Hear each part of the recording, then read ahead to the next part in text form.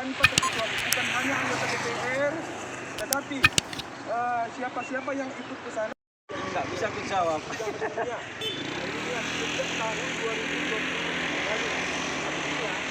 Sudarlun Yayasan Advokasi Rakyat Aceh atau YARA perwakilan Kabupaten Aceh Singkil mengirim papan bunga kepada Dewan Perwakilan Rakyat Kabupaten setempat pada Senin 30 Agustus 2021.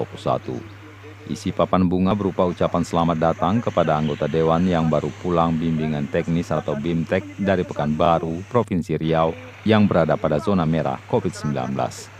Ketua YARA perwakilan Aceh Singkil, Kaya Alim mengatakan papan bunga tersebut dipasang sebagai bentuk protes kepada anggota DPRK Aceh Singkil yang tidak memiliki kepekaan sosial karena BIMTEK ke Pekanbaru di tengah pandemi COVID-19. Tengah-tengah gencar bagaimana supaya angka COVID-19 ini untuk terus turun.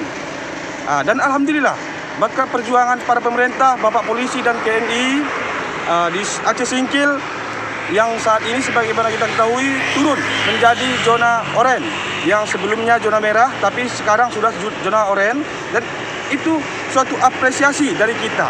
Tapi yang kita sayangkan anggota DPR ini di mana mereka berangkat BIMTEK ke zona merah, itu yang sangat kita sayangkan. Sementara itu Sekuan DPRK Aceh Singkil Suan berharap isinya papan bunga tidak memancing kekhawatiran masyarakat.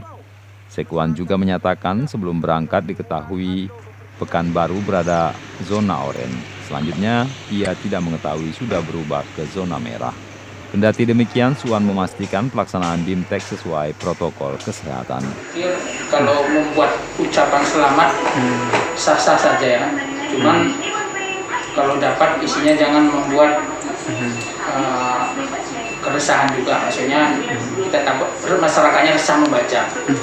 Sedangkan Dewan ini melaksanakan tugas ini adalah sesuai dengan perundang-undangan bahwa melakukan BIMTEK. Kalau selama ini BIMTEK itu kalau tahun-tahun sebelum COVID malah sampai 4-5 kali 1 tahun.